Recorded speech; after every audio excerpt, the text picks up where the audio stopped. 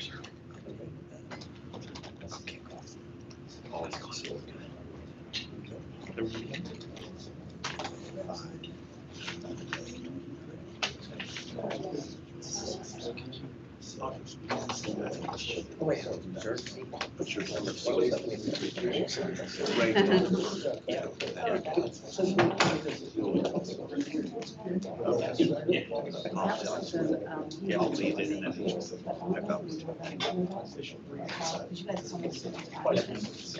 right, good evening. I'd like to call to order the May 28th, 2024 work session.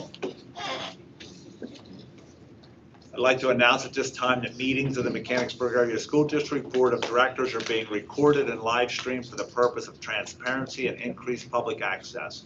The live stream, along with recordings from previously held meetings, can be found on the school board's YouTube channel. Item 3, Budget and Finance.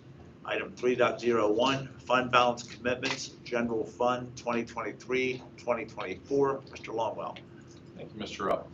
As the board recalls, the fund balance commitments is a two-step process, and so normally what we do in the May or June timeframe before the end of our fiscal year is that we identify the categories of fund balance that we would like to commit. We're not necessarily setting the amounts yet, but we're at least saying here's the areas we would foresee as needing committed. And then we'll come back in the fall once the audit is done and once we know where our total fund balance is and how we would like to populate these in terms of what's the commitment for capital projects and what's the commitment for technology in each of these items. And so two-step process tonight is really looking at the categories, and then in the fall we'll look at the actual amounts. And then the final piece I wanted to just share as a reminder is that when we think about committed fund balance, we like to think about money set aside for specific purposes or money set aside where there's particular budget vulnerability. And so we budget with trends. And as an example, healthcare can be a trend over a 3, 5, 7, 10-year period of time on average, but in any given year, you could have some pretty significant peaks and valleys. And so we commit fund balance for those areas for those reasons. So. Go ahead. I probably should know this, but I don't remember. What kinds of things fall under student services and special education? That's a good point. I am glad you mentioned that. That's actually a new item that I did want to call out. Thank you for pointing that out. That's very good. That was planned. That was planned. I was going to ask him. I don't remember that one being there. Thank you for bringing that, Mrs. Huff. I like that. Again, back to kind of those areas of the budget where we know there's some pretty significant increasing costs. We do try to carry some contingency in our budget for slots that maybe aren't filled at this moment, but there's a balance between how much contingency you carry in the budget because it impacts the bottom line. And so we try to be careful about managing that in a realistic way, knowing that if we set some money aside over here in fund balance, that allows us to impact how we're estimating the contingency. So, and Mr. Bigham does a very nice job of that in assessing where are we in terms of student services and special ed, along with Mrs. Bott as a current roster, but there's always move in and move out. And I think in recent years, we've looked at some trends and the net is actually positive on the move in. We're gaining students faster than we're losing them, not just in enrollment, but in terms of special ed population. And so just managing the budget process there. So very good question. Thank you. Any other good questions on the fund balance commitments? Seeing none, we'll move on to item 3.02. Property tax rebate program. Mr. Longwell. Yeah, so the property tax rebate program is something that we maintained as a district, and as the board probably recalls, instituted it a number of years ago. We've always piggybacked the state's program in terms of their income brackets and then the rebate, the base rebate amount, so up to $650. So we follow basically what the state does. That helps us in terms of managing the program too, because if they're eligible for the state's program and they get the rebate amount, then we just mirror it in that way. And so what the state did just within the last year for the upcoming year is they've adjusted their program to increase the rebate amount some to kind of reflect what's happened over the last 10 or more years. They've also added a little bit to kind of their income eligibility guideline. What we would like to do is to kind of make a permanent change to just piggyback our guidelines and the income brackets off of what the state does. I think that will help us in terms of processing too, because we're not having to go in and evaluate every individual. Rather, we can just piggyback. If you're eligible for the state's program and you received it, then we piggyback it in that way. It really helps our tax collectors too, honestly, in that the tax collectors can explain, are you eligible for the state's program? Are you above this age? And are you a district resident? If you're eligible for the state's program, then you're probably eligible for the school's program. And so I think making it simplistic for our taxpayers to understand, our retired folks that meet those income eligibility guidelines, but then also in terms of processing the applications. So. Do we match the state's age? We do not match the state's age. The state has some expanded criteria, you know, that they even do, like widowers and disability and things like that. Ours is at 70. So you're not, at this point, you're not asking to change that? No, we wouldn't be changing that. Really what we're looking to change is just mirroring the rebate amount and the income brackets, if you will. Qualifications, just because it really helps in terms of the simplicity of explaining it to the taxpayers, but also then in processing, you know, internally for the district. And so that would be our recommendation, is to do that. The only thing you're really mirroring is the amount. The amount, the income amounts, and then the rebate amounts. The board then, I think we could set that in place and then let it live organically in the background. And then if the board ever chose in a future conversation to revisit, you know, age or those other things, but we wouldn't have to revisit it every year, because I think this would memorialize the program, tie it to the state's way they execute, and then that would bring efficiency, I think, to it all. And it's something a future board could just by a simple majority vote change or unmirror this. Let's say the state would get way out of hand with what the board would feel, you know, in income levels and things like that. It would just take a simple vote to change or completely abolish the program. We're not tied forever on to it. And I think, to your point, Mr. Rupp, we'll continue for the board in their attachments monthly. We do keep kind of a cumulative total there for the board to review that shows the total number of people that are eligible in our program, the running cumulative total of the cost of it. And so I would suggest those might even be evidence or signals for the board, how's our program doing? And we keep that running total on every monthly report. So I think that's something, to your point, that could just be monitored. And if we decided to change in the future conversation, we could. What monthly report? On the tax policies report, there's an attachment there that if you're probably thinking about the individuals that are listed, but at the very bottom corner, there's also like a little cumulative total that shows the total approved and the total amount granted. Can you tell us roughly what that is? Usually it's around 30,000, give or take, in the year, depending on what year you look at. We've had some years where there's in the high 70s, 80s, or 90s. I would say the total number of people is on a little bit on the downward trajectory. I think that could also be because of the income guideline issue, which is what the state ultimately tried to fix with their change. What's the age for us? 70.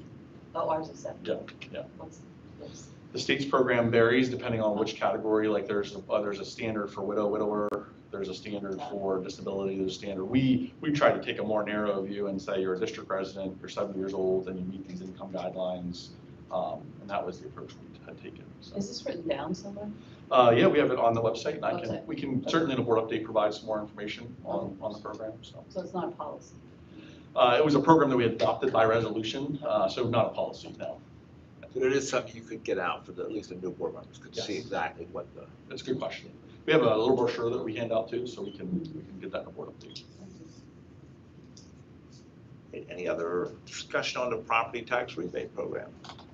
It's a good program. It is. It really is. And it's very appreciated by the few people I know that took advantage of it. They're, you know, obviously at the lower income levels, and they're very appreciative. We are looking out, in addition to the state, we're also looking out for our senior citizens in different brackets. Item 5, facilities. Item 5.01, safety resourcing. Dr. Leidy. Yes, good evening.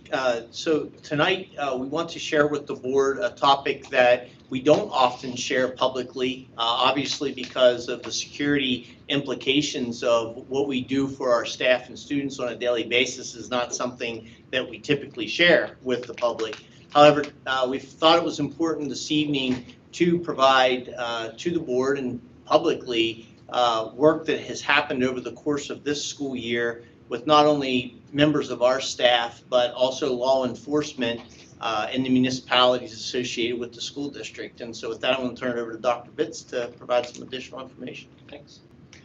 So yeah, safety and security is something that is always of ultra importance to us as a school district. And it is that awkward balance of determining how much we can talk about publicly and how much we know that is something that is more appropriate for an executive session, for example, because that is something that under state code is something that we are to be able to speak about in executive session rather than all the details out here in a public meeting, because it is something that we want to keep confidential to some level and make sure that any bad actors wouldn't have access to different plans that we would have as a district. Still, we believe also that it's of ultra importance that we're transparent with our public and with all of you to make sure that people know how seriously we take this and the level of the conversations and planning that we do on a year-to-year basis around this particular area. And this year, we dove in to take a look more specifically at this idea of safety resourcing. We brought a committee together to take a look at it, and I'm excited to be able to define for you a little bit about what we mean by safety resourcing and what the activities of the committee were that should continue to drive the decisions we make over the coming years. So our committee's goal was to develop a vision for resourcing a safe and secure school environment at MASD. We have, just to talk about from a personnel level, over the years, we have had safety and security live in different people's job responsibilities over time. And that has shifted, of course, since 2000, especially between something that was kind of an add-on responsibility for people. Some districts have it living in their facilities department even, to really taking more of a center stage and making sure that we have personnel that is focused on our efforts here. So as that continues to evolve for our district, we want to make sure that we are paying attention to our vision for resourcing in a few different areas. So we got together with this group here, and you can see that certainly district administration is represented there, human resources, student services, Nick Wilson, who is currently our supervisor for student affairs and safety for the district, Mr. Harris, who obviously has lots of secondary experience for us and continues to be a vital part of our construction efforts at the high school.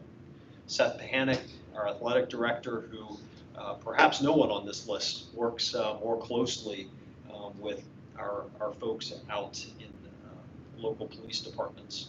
And then we do have representatives from our two local police departments, Upper Allen Township with Chief Parsons and Lieutenant Barnes, and then here in the borough with Chief Myers and Lieutenant Curtis. So we got together to develop this vision and have these conversations over about 4 or 5 meetings throughout this school year, and we're excited to be able to share with you some of the results of that work.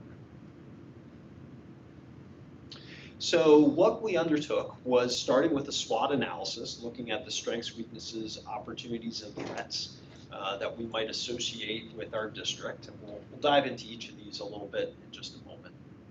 Then we began to try and tap into the experts, even beyond the experts in the room. We tried to bring expertise in with our local police departments, but also even be able to branch out beyond that and look into what do some of the professional associations and organizations say, not just in our state, but around the country about best practices in school safety. We did want to tap into regional districts though as well, so we all went out and interviewed other school districts to get some additional insight from them, what's working, what's not. We ultimately developed goals, which we'll share with you here tonight, and then began to identify next steps. And again, some of the details of those next steps are things that we'll talk about more specifically later, particularly some of them in executive session, but ultimately we're excited to be able to have some direction that we're going ahead. So SWOT analysis, if this is an activity that you've ever done before, you might be familiar with the idea behind it, but you're looking at the organization from these different angles. So you're trying to look at what are the organization's strengths in a particular area, weaknesses, but then also looking at this idea of opportunities and threats. So what are some resources perhaps that we already have that maybe we're not tapping into to the degree that we could, that would provide us some additional opportunities in safety if we just adjusted our viewpoint on them. But then also additionally threats. What are some things that could be some threats, perhaps physical, but otherwise, to the safety that we try to provide in our district each day? So the lenses we look through were really twofold. And as you talk about safety resourcing, I think these bullet points that I'm going to talk to you about should hopefully provide some context for you. So we wanted to look at safety resourcing through the three lenses in the upper left-hand corner. What does resourcing look like from the standpoint of personnel? What does resourcing look like from the standpoint of infrastructure? And certainly our construction projects go quite a bit into that one. And then what does it look like from the standpoint of equipment? So what are some of those things that we might have in our offices or around our campuses that people have access to be able to help make our campus safe and secure?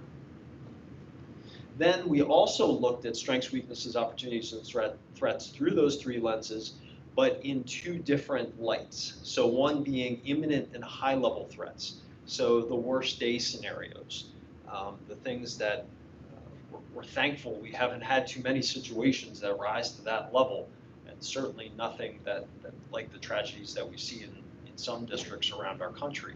But looking at our SWOT analysis in those three areas from the viewpoint of some of those imminent and high-level concerns. But then also trying to identify what are some of those just everyday strengths, weaknesses, opportunities, and threats that we have with moderate and low-level concerns that we might have in our district on a more regular basis. So we broke the committee into groups to be able to conduct that SWOT analysis through those different frames. And then we're able to compile that information to get an idea of where do we stand as a district and where could we take next steps. I talked about being able to tap into other experts, and these were just some of the organizations that we tapped into. One being PCCD, which you may be more familiar with that acronym from the grant process that we have gone through over the last number of years. PCCD has had a number of grants that you've been able to apply for, some of them being competitive, some in other senses. But Pennsylvania Commission on Crime and Delinquency is really PA's chief area for school safety right now. At the federal level, we looked at the website is schoolsafety.gov, but this is a joint collaborative effort between those different federal agencies, the Department of Education, Department of Justice, Department of Human Services, and Health and Human Safety, Human Services, sorry. All four of those are collaborating on this schoolsafety.gov, so we were able to get some information from them as well. Back on the education side of things, a framework for safe and successful schools is a project that was put together by the national organizations for all of those groups.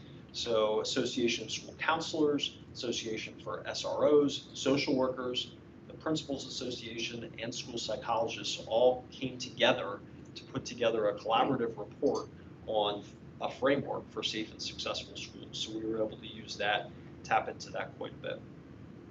And then we wanted to make sure that we went outside of our local area and continue to look at what might be some other perspectives around the country and other areas that we might be able to check our beliefs on and make sure that we're seeing the full scope, the full picture of what is out there. So we tapped into the Florida Department of Education Office of Safe Schools, who has some other regulations and ideas, some things that have been passed in recent years that, again, we wanted to make sure that we were stretching ourselves to take all viewpoints into account, and that was one that we tapped into to make sure we were doing that. This is just a quote, particularly from the PCCD. They have a safety and security assessment criteria toolkit, and this, I think, is a quote that really captures what many of those experts ultimately say at the bottom line, and forgive me, I'll read it to you. The committee recognizes that every school is unique. Each school entity will have its own set of priorities, resources, and building characteristics that will determine which, if any, of these options for consideration may be applicable. Each school will need to balance the choice to implement or upgrade security measures against possible disruption to the learning environment and prioritize projects based on their unique needs. we went into this, just to speak plainly about it, we went into this looking for the report that was going to say, do this. And we were looking for the experts to be able to say, this is what is going to equate to a safe and secure school. And the reality is that that does not exist because of this very, very statement here. Every school is unique. Every school context is unique. Even within districts, when you think about districts in other states, they're county-wide districts. You can't equate something that might be in an urban center within that district to something that's in a suburban or rural setting. So every school has to grapple with the same questions that we were grappling with here. The good news is that they do provide frameworks and the kinds of questions and lenses that you can be looking through to be asking yourself questions of, is this appropriate for us? Is this something that we need in our community? Is this something that stakeholders need to feel safe and to be secure? Those are two different words that we'll unpack a little bit here in a second. Is there consultants out there that can go to a school district and study your buildings and write up something for you? There are certainly, and that's what they try to provide some of these different resources for you too, is that ultimately the toolkit will give you basically an audit that you can do yourself. But certainly as we talk about some of these organizations, as we talk about folks at the IU that you can tap into, even our insurance carrier, we have them come in sometimes to do some different audits and things. So there's people that can assist us with continuing this process beyond these initial steps that we've done here. So ultimately, the goals that we have put together is that MASD strives to foster safe and successful learning environments for students, staff, and visitors through physical security measures, personnel, infrastructure, and equipment that increase preparedness while considering stakeholders' feelings of safety and the educational mission of the district. We worked on this one a lot because it's that feeling that you always have as you're trying to navigate some of these questions.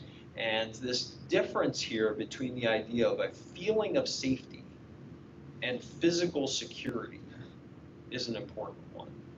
So I think the best example of it that might be most appropriate to be able to share is that we have kids that go out to recess every single day. And there is an element of that that could be deemed as a lack of security because we're having them exit the building. They're outside the building and they have somewhat free reign of the playground, that sort of thing. But ultimately, that's an important thing, to have feeling of safety at your school, to be able to go out there, have the educational mission of the district, to have students that are active and engaged and having fun and a part of their day. So there's a balance with all of these kinds of questions to be able to say, okay, is this something that we need from a physical security standpoint, but how does that compare to what it does to someone's feelings of safety and perhaps the educational mission of the district? So that previous slide where we talked about balance and prioritization, that's where it comes to life.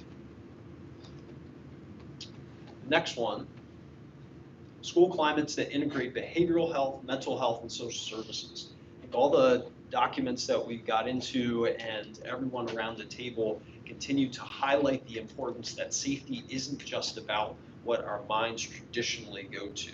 There's a psychological safety that's important in school climate as well, and that's what speaks to this behavioral health, mental health, and social services.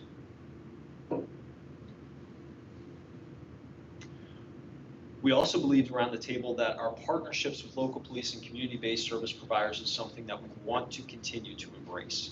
And that begins to be something that we can look through as we make our next decisions to say, okay, we want to make sure that we are leveraging, enhancing, and making sure that our relationships with our local providers is something that we continue to embrace in a way that we don't do something to diminish those relationships. We want to continue to enhance those relationships.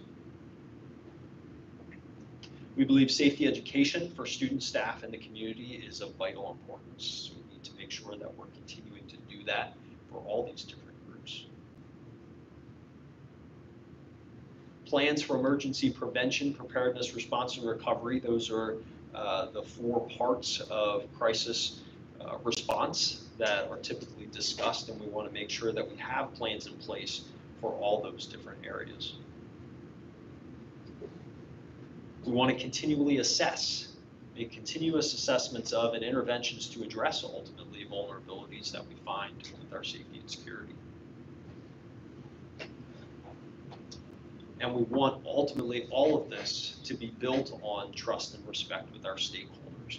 And again, that's part of the reason for sharing this part of the presentation publicly tonight, is to make sure that everyone knows that this continues to be of utmost importance to us. And we do want to build trust and respect around this particular area with all our stakeholders. So our next steps, again, not next steps that we'll go into tonight, but is to pursue resources in line with these goals, the SWOT analysis. So the things that we identified as potential strengths, weaknesses, opportunities, and threats related to personnel, infrastructure, and equipment. We'll align those with what those goals are that I just shared and be able to bring to the board some potential next steps in those areas to continue this work around safety and security. So 2 things. I can only imagine our board members have numerous questions related to this, and those questions we believe are most appropriate to be asked in executive session, and we'll share responses in executive session. And the purpose for that, I think, is clear, but I think it also should be stated publicly that the purpose of that is that you do not want to share, as Dr. Bitts alluded to at the beginning of this presentation, information about the effort that we're putting towards specific safety precautions that we have in place for our staff and our students. What we can assure the public is that we take it very seriously, and we spend a considerable amount of time and resources on this as a school district. Second thing I just want to add is kudos and thank you to our 2 local police departments. They were in attendance at every one of those meetings that we held, and their participation, expertise, and engagement in that process took it to a whole nother level for us. And we historically have had an amazing relationship with our police departments. I would say it just went up a couple more notches as a result of the conversations that we've had with them. And understand their training has changed and increased significantly in the last decade around this topic too. And they're bringing that expertise with them to these conversations. So out of respect to the process and the committee, I would ask that kind of end the presentation now, unless there's a general comment or question, and then the more specific questions that I know the board has, we will address in executive session. Item 5.02, facilities planning recommendations. Dr. Leidy. Yes, so there's a familiar slide that you've seen now for going on 10 years, and maybe this will be the last time you see this slide. I don't know. We'll see. We'll see what happens. But there's this thing called Canva out there now. It's an old PowerPoint. So as the board knows, we have worked on since 2015 the feasibility study, and most recently facilities planning committee that brought forward some recommendations to the board about what's next. And so the essential question that we asked as part of that was, what buildings and grounds needs will we have to be addressed to best support our learning community in the next 5 to 7 years? And it's hard to believe, but that's 2030. You remember Y2K? Well, just saying. So we looked at that through really 3 lenses. The first one was there's ongoing required maintenance we know about, the HVAC systems. Honestly, sometimes these are the things that you go, oh my gosh, we have to invest in sewer pumps? Yes, we do. Those kinds of things, but they're on there, and we've got to continue to maintain that. And then we broke the rest of the items down, the committee looked at from a short-term and a long-term perspective. And so when we shared this with the board initially, there was a pretty long list of items, and we said we would come back with what we felt was some of the most pressing. And here are the two right now that we think is most pressing. And I bring that forward to you because the board has several steps that you take in this process. So let me just step back real quickly. Typically what we do is we ask the board for 3 votes on major projects. The first vote is around permission to design it. The second vote is permission to bid it. And then the third vote is awarding the bid, right? So if we look at these 2 items, the high school track, depending on the perspective that you want to take on it, the high school track in many ways could be said it's connected to the existing high school project, but it's not. It was never bid. It was never looked at through the lens of what do we do with the track. What we have done with the track is we've started to set aside an appropriation on an annual basis for the replacement of the track, knowing that that was coming, that we were going to have to. Our recommendation is to move forward with a design around the high school track so that we can connect it to the end of the existing high school project. What we're exploring right now is to say, does it make sense to do it as a change order to the existing project, or is it something that we have to bid as a separate one? And so we're looking at that right now. The reason it's here tonight is to share with the board that we may be coming forward in June to ask for permission to bid if we can't do it as a change order to the existing high school project, and we'll keep you updated on that. So that's priority number 1 or priority 1A, however you want to say it. Yes. How is that, who determines whether we can do that? So we're looking at it through a legal lens to see Okay. what we're allowed to do. It's really not about an amount. It's more about, can this be considered an extension to an existing project? And obviously, an example of that was what we did with the classroom addition at Elmwood, where it was viewed as something that we could add on as a change order. Which could actually get potentially a lower bid. It could. The fact that Yes. there's potentially the equipment's here. the Yeah, staff, I think it would save us The costs. potential's there that it could happen, right? Right, and that's where Mr. Castor and Dr. Van Drew would say, listen, based on our experience, go with a change order, or based on our experience, let's bid this as a separate project. Meaning that you could use the high school funds, the construction funds for that too. Yeah, so If there's potentially, leftover. yeah, there's definitely money from the construction bond issue that would help to support this. But really, it's more about the setup and tear down costs. And we already have things built in for the construction area in the back that we're going to get new fields back there anyway. So why not just make it a comprehensive look at that entire area, which is what we're looking to do from a design perspective. So that was my question. So when you say the high school track, it's not necessarily just the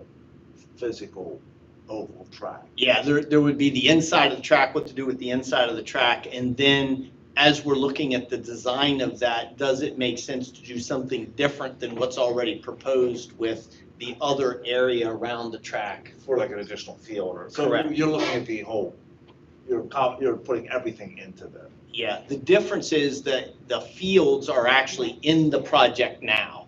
So where the staging area is, they were converting the staging area back to fields. What we want to do is take time to, again, comprehensively look at that entire area and say what makes the most sense. That, I couldn't think of the word. So you're looking at a broader overview of Yep. everything as opposed to just the actual Yep. oval. Correct. It could potentially include the track storage facility as well. Right now, there's 3 dilapidated structures that likely be much better combined into one. You're not talking about the softball field, though. Not currently, but if something comes out with the design, but I don't foresee that. It actually is an interesting question leading into the second item though, because the second item is about the middle school, and as you know, what we've been trying to do with the middle school is maintain the existing capital things that need to be taken care of there, but also saying, okay, what is most urgent at the middle school? And frankly, because of the increased population, we've looked at this idea of stair towers now for years. I do believe that it is absolutely time, and I believe we have support from around the table to get a design, a more specific design on these stairs. here's the scope creep, as Dr. Van Drew would refer to it as possibility. As we're looking at these stair towers, we'll also then have the summer to step back and say, all right, is there something else at the middle school that would make sense to do in addition to the stair towers?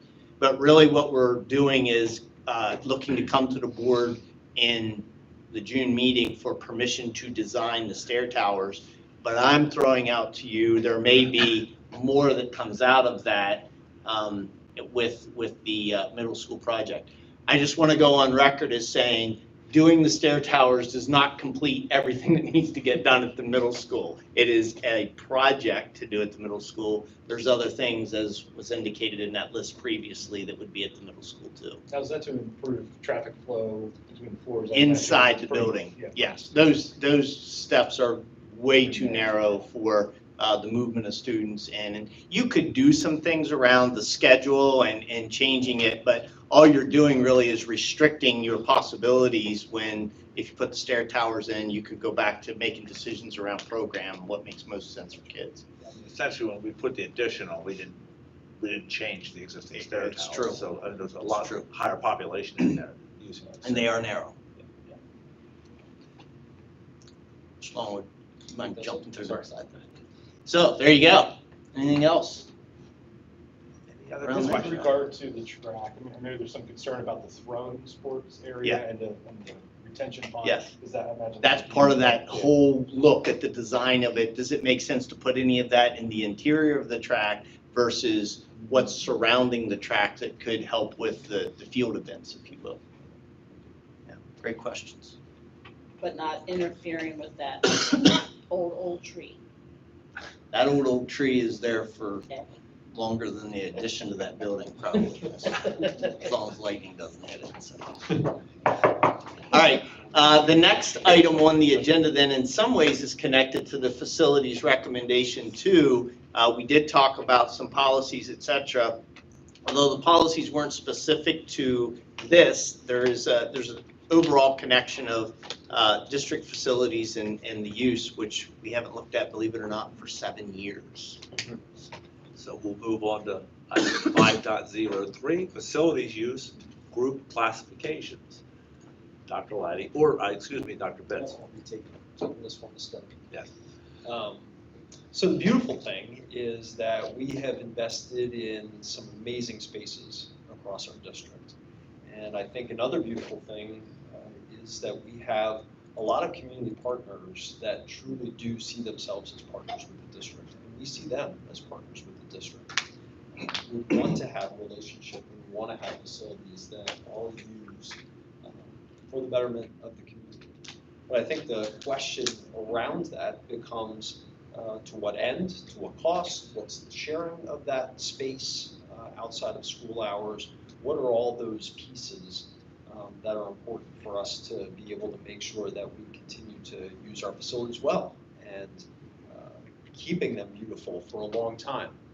Our folks in facilities do an amazing job at keeping our facilities beautiful. We want to continue to serve them in that way. So we have been having some discussion around the idea of how do we schedule, prioritize, and coordinate use of district facilities. About 7 years ago, as Dr. Lighty said, we took a dive into this. I can remember the meeting over at Allen Distribution. We took a look at it more from the administrative logistics side of it. So how do we schedule it from who do schedule requests go to, and how do we navigate the approval process for these kinds of requests for district use of facilities. But now that we have so many more facilities online, it's really time for us to be able to talk a little bit more on the perhaps philosophical side of how do we do this from prioritization, coordination, and what should some of the costs be around outside groups using our facilities. So why are we examining it? I've kind of touched on these already. We do have not only an increased number of buildings or fields that are available for use for different groups, but we have an increased size of facilities overall. See the square footage increase in our district. Mr. Hoffman is always ready with those numbers to be able to share at a moment's notice, because it has been an incredible increase in the size of facilities that we have in the district. And obviously that requires a lot of upkeep and requires us to use those facilities responsibly. And then, of course, the increased frequency of use. There's no doubt that there are more groups and events that want to have access, not just because we have beautiful facilities, but because there's more groups and events out there that are having competitions and activities that they want to be able to find space to be able to use. So just to dive into some of the spaces, to have that in your head of some of the spaces we're talking about, and some of the groups we're talking about, Mr. Longwell is going to go through a few of those slides. Thank you, Dr. Bitts. I think, as Dr. Bitts aptly pointed out, square foot wise, the first column locations I'll share were probably 1 million square feet or more of indoor space. And so that does get into how do you prioritize use of it, how do you staff it, how do you clean it, who gets to use it, all of those things. And so for perspective's sake, the locations, the first 3 bullets are obviously our 8 academic buildings. But then we also have some other support or ancillary facilities there in the Wildcat Activity Center, the East Center, the soccer field, and Memorial Stadium. And so really when you put all that together, a total of 12 or actually 13 facilities if you count the facility center, which isn't on there. And the reason it's not is that doesn't really get used by outside groups. It's just our maintenance folks and custodians. So additional context, I think, is helpful too, to say, well, what are the highly utilized spaces within all of those locations? And I think some of the most utilized spaces are our classrooms, our gymnasiums, our auditoriums, the cafeterias, the swimming pool, the competition fields. And so probably not too surprising there in the types of facilities or spaces that are being used, but I think you can start to see the complexity of it across all of the facilities, the different types of spaces being used, and then we're going to talk some more about the groups next. I would categorize it that I think you can kind of look at it through 2 lenses. There's the groups and organizations that are district, and then there's groups and organizations that maybe fall into those community partners that Dr. Bitts shared, or other folks from the community, I'll say. And so when I look at the groups and organizations district, I think it goes without saying, obviously our academic program is always first and foremost, as it should be, but some of these other bullet points are just as equally connected to student experiences, and whether that's co-curricular, extracurricular, athletic, recreation, and then the district nonprofits. I would maybe clarify that to say that those are the 5 district nonprofits that in some ways used to be under our umbrella. And if you remember, probably 10 years ago or so, we had spun them off as their own 501c3 organizations. And so that is the Wildcat Foundation, Operation Wildcat, the Music Boosters, MMA, the Athletic Booster Clubs under MABC, and then Parent Teacher Organization, which is MAPTO. And so a lot of acronyms there, but the 5 nonprofit organizations also use them as district groups and organizations. In terms of other organizations, this isn't about any one group, so I'll just keep it more at a theme level or generically speaking. I think there's any number of community youth sports.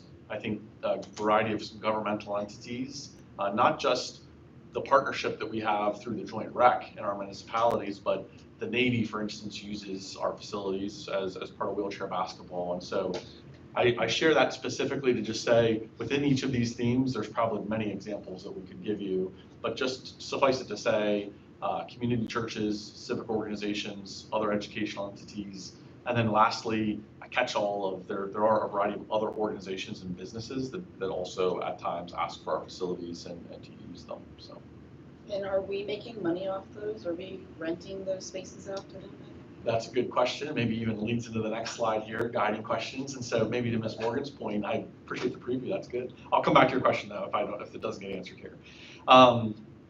So I think there's, to Ms. Morgan's point, how do we classify those groups? How do we prioritize use of the space? And so if there's a conflict between 2 or 3 groups, who gets to use it over the other?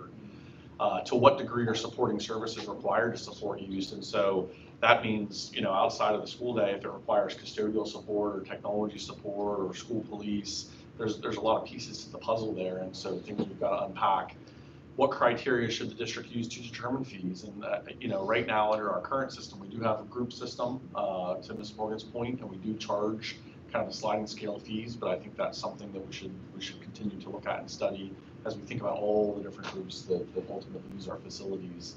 And then finally, what are the implications for board policy and administrative regulation? So where do we go next? Our goal is to develop greater clarity and consistency for late this fall as we use that timeline for kind of a generic timeline of knowing that our high school project for the most part is going to be finished in late fall as we head into winter. So that's really kind of the deadline that we put for ourselves, that we want to have greater clarity and consistency by that point. And when we talk about greater clarity and consistency, I think it's for everybody involved. The reality is that as the complexity of the numbers and types of groups have grown over the years, as we've had more personnel come in and out that are involved in the facility rental process, that it's been very easy for a level of complexity to exist there that just should not be that difficult. Right now, our policy and the accompanying ARs go into 5 different types of organization, 5 classifications that have varied fees related to all 5 of those different types of organizations. And I can tell you, and not proud to say, but I think it's a reality, that there just hasn't been a level of consistency as some new folks have entered into positions and looked at some different groups that perhaps were paying a certain rate or weren't paying a certain rate. And the question was rightfully asked, saying, well, why is this the way it is? And it's not to point blame or say a decision was wrong in the past, but to be able to now say, you know what, there's some consistency that we need amongst these types of groups that currently doesn't exist. And let's make sure that it makes sense, is fair, clear, and consistent for everybody involved. And again, with the auspices of wanting to have facilities that our community uses. This is not a situation where we want to just shut the doors after school and not let anybody come in. We want to have a system that makes sense for people, but we want to make sure that it's fair, clear, and consistent. So we have a group of administrators here in the district that have been having some initial conversations, but we want to engage some of the stakeholder representatives from some of these groups, especially some of our local groups that we know are offering programs for our students that we don't offer as a district, and that we want to be able to continue to support in some way. That doesn't necessarily mean that just free access to everything that we have to offer in the district, but how can we help those organizations achieve their missions, but they can also continue to support our use of the facilities and cleanliness and upkeep of the facilities through some sort of a fee that makes sense for everybody. So we do want to engage those stakeholders to be able to have some good conversation with them and find a system that's going to work for everybody. But that will involve, of course, some additional updates to you as a board. So I would foresee an additional presentation coming forward to you, giving you some updates along the way. There will likely be some policy revisions that we will end up recommending, which would, of course, involve a first reading and then a second reading with an approval. And then ultimately, that would certainly lead to some administrative regulation revisions. Because to be honest with you, many of the details of this are administrative in nature. It's not necessarily living in policy, but the administrative regulation level. So that'll be something that ultimately will drive the biggest change for us. So that's our direction. We're looking for the board's blessing to continue in that vein, and we'd really like to make a better system for everybody involved. I have a question.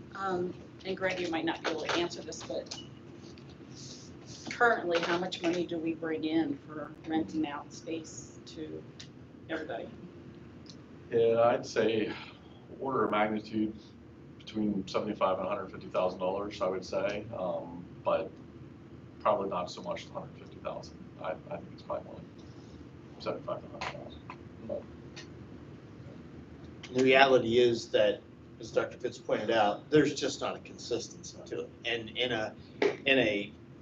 a community that we're in, where we all support kids and we all want to see good things happen for kids, and we have staff members who are also coaches, who also coach other things, you can just see how the tentacles start to get stretched out in a way that I don't think anyone is trying to be devious about it. It's just, I know somebody who knows somebody. Well, you don't even need that, who knows somebody. It's, I know somebody, so I get access to the gym. No, you don't. That's not how this works. And yet, that is kind of what has just continued to evolve over time.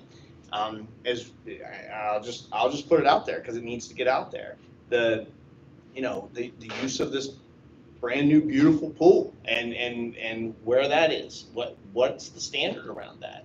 And I'll never forget one of the questions Mr. Rupp asked me is, tell me about this group, and I couldn't tell him.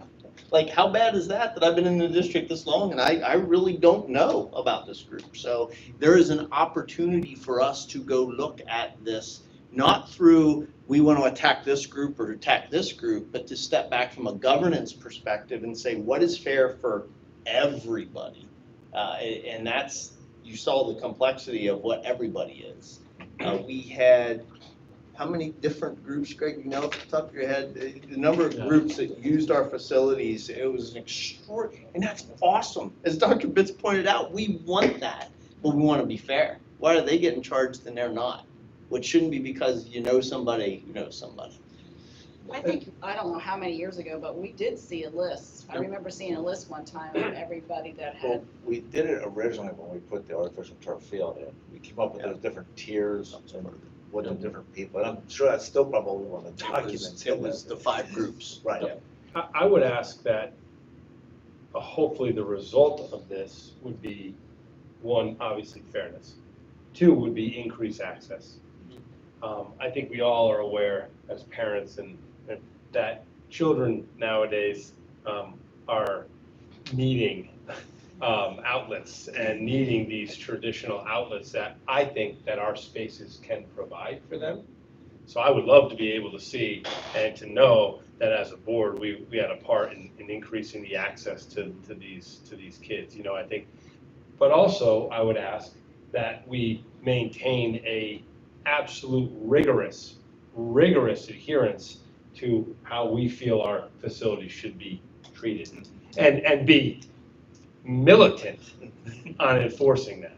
And if that makes sense. And I know that's saying increase the access, but in doing that, I would be almost militant in enforcing good stewardship for those people using our facilities. And I'll throw in one more. Okay. Not allowing a group that gives access to some of our kids, but benefits a lot of other individuals and say, yeah, but it's for the kids. Correct. Well, wait a second. Yeah, I agree. Just because I have 2 Mechanicsburg kids involved in this doesn't mean it's for the kids. Right? And so there's a lot of layers to this, and I kudos to Dr. Bitts for taking this on as he has taken on so many other challenging topics, but this is one where I promise you as board members, no matter where this lands, you're going to hear about it and you're going to want to be prepared with the facts associated with it. That's But you've sure what you did. also told us that we have more asks than we have space and time, you know, that, so, I mean, we've had presentations where we're saying we don't have enough time to get everybody in the school district Right. court time or, you know, space to do whatever. So, I mean, I assume that's the top priority. But I don't know how much there has been a struggle as saying we just don't have space. We don't have the availability for many of these, you know, non-educational things. It's so much better than it was, Yeah. and that's part of where you'll have, it's the groups and the usage, and once you have that data, I think you'll be much more equipped to make governance decisions and then give to the administration, okay, and administrative regulation, you follow this philosophy, if you will. I think the activity center and the increased sizes of all the multi-purpose rooms at the elementaries, I certainly hope help with where there's primarily kids using those facilities. Absolutely. You know, and youth groups, whether it's something we actually sponsor or an outside person, I certainly hope that area of it's taken care of. Yes, and our rec department does a great in the rec department, the athletic department, the collaboration there. And that really, in many ways, was something that we were adamant about back in 2017 about who has priority here. Well, really, it's collaboration. And so those things, I think, are in good place. It's more of the non-district groups that we need to define what does that look like.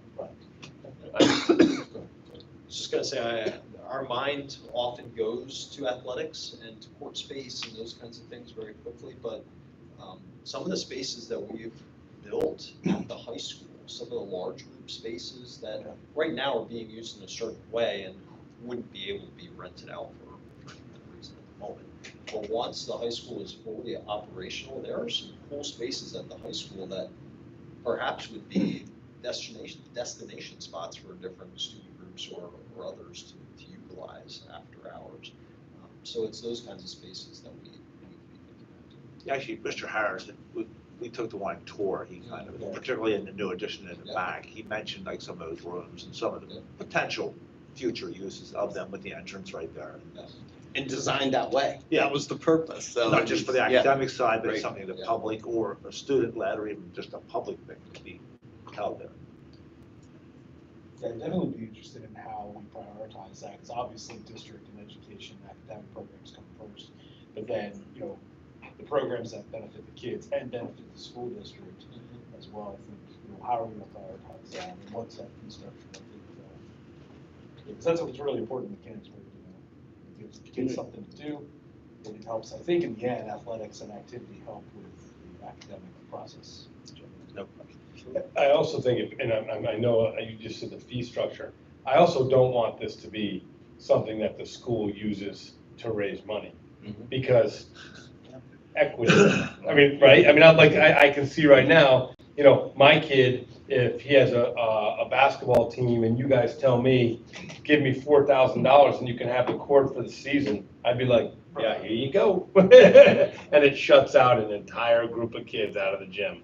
So I don't want to see this to be used as a, it shouldn't be used. I mean, it's great that we have revenue from this, but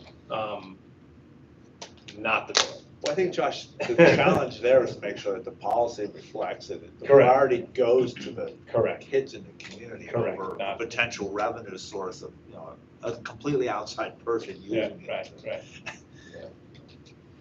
Yeah, and there's a reality that there's a lot of people that call themselves nonprofits that, okay, so, but more to come on that. Right, and they're the Yeah. ones where you do seek, this is what it costs us to keep it open. Right. We want 2-3 times that to. Correct. Absolutely. All right, any other comments on the facilities use presentation? Move on to item 7, policy, and as we usually do, bounce around on these, and they do have to be legally read in. I'm just gonna read all 6 in, and then each administrator can take it where they want to. Go with item 7.01, first reading of revised board policy 005, organization. 7.02, first reading of revised board policy 229, student fundraising. 7.03, first reading of revised board policy 324, personnel files. 7.04, first reading of revised board policy 800, records management. 7.05, first reading of revised board policy 830, security and computerized personal information, breach notification. And 7.06, first reading of new board policy 830.1, data governance, storage, security. Go ahead, Dr. Meyer. Yes, so as the board will notice in 7.01, there is also an attachment for the summary, which you can follow that, and then the other items by bulleted number on the agenda exist. I was given the easiest one, 0.005, organization, and is simply changing us in our school classification as a result of the size of our district to a class 2 district, and the change in the policy is that the board treasurer may not be a member of the school board, which we've already talked about. So that's 005. Any questions on that one? Go ahead and move to 229, student fundraising, Dr. Pitts. So this one is a continuation of the extracurricular conversation we've been having throughout the year, and I know we had have some new board members that have come on since the approval of the revisions to the extracurricular policy earlier this year. I believe that was in November that we had that approval, first reading just before that. But we've been on a quest of continuing to look at how we create extracurriculars, how we resource extracurriculars, how we support extracurriculars in our district. And the biggest change to the extracurricular policy previously was we removed the 10% that used to be that extracurriculars that were receiving beyond a certain threshold of funding from the district had to give 10% back to the district as a fee for being an extracurricular in the district. So we removed that, but with that, then we had talked to the board, and the board asked very specifically about what that would mean for fundraising. And we have continued to look at that through this year. And I would say that this is the first step in what will allow us to make some continued changes to fundraising and perhaps some future additions of looking at some sponsorship and advertisement kinds of policies as well. That's not part of this policy. This policy change is just specific to student fundraising, but again, it opens the door for some of those future conversations in some of those other areas. Really, the big change here, in addition to some language in the purpose that we wanted to capture what is truly important to us about the idea of fundraising, was the elimination of this delineation of kinds of fundraisers. So before we had building fundraisers, community fundraisers, and charitable fundraisers. The spirit behind that was for years, you probably remember from your own childhoods like I do, that you had the fundraisers where you had the sheet of paper and you went and you knocked on the doors around your neighborhood to be able to get people to sponsor you for X, Y, or Z. And the idea was that was a community fundraiser. You were going out into the community to seek some funds. The building fundraiser was the idea that you were at lunch and you went and you bought the carnation that you got sent to the girl that you liked later on, or the boy that you liked later on Valentine's Day, and the money just stayed there in the building. You bought it at the building, and it was just a building-centric fundraiser. You weren't going out into the community for those funds. Ultimately, while the spirit of that we understand, the bottom line is that you're an organization, you're raising funds. So we're just calling them fundraisers. The need for this delineation between these and the complexity that we then had in administrative regulations of you could have 2 from this category and 1 from this category, and if you paid the 10%, then you could have 3 from this category, was just one that we don't need. So this streamlines it to you're either collecting money for use as a fundraiser, or there are still charitable fundraisers, charitable giving that we do want to continue to support. That would obviously not be going back to the organization, but be going to some charitable organization. So this streamlines that into just strictly fundraising. And again, it allows us to then go into the administrative regulations and make the needed changes there. From a training standpoint, I think that's important to point out. All of the changes to our previous policy and administrative regulations, in addition to these changes, we'll be presenting to all extracurricular advisors here before the year is out, to be able to share with them our vision for what this should look like going into the future. They have gotten snippets along the way, but we want to make sure that they're fully equipped with what they need to be able to plan accordingly for next year. Any questions on 229? And then finally, the changes in policy 324, 800, 830, and 831 are all, or 830.1, I'm sorry, are all connected to cybersecurity and network security. And so each of those policies have an element within them associated with that, and I'll let Mr. Longwell speak to it. Thank you, Dr. Leidy. So these policies, I would categorize the changes either PSBA or legal related around records retention, but also cybersecurity. And so as you look through the policies, you'll notice that there's conversation about what can be contained in records, how long should we keep it, but also what are we doing about the security of those records, because I think there's such an intentional focus in recent years on cybersecurity, as there should be with breaches of data and what our fiduciary responsibility is. And so these policies are bringing us up to speed for kind of where the current environment is, but also what are our efforts around those. So.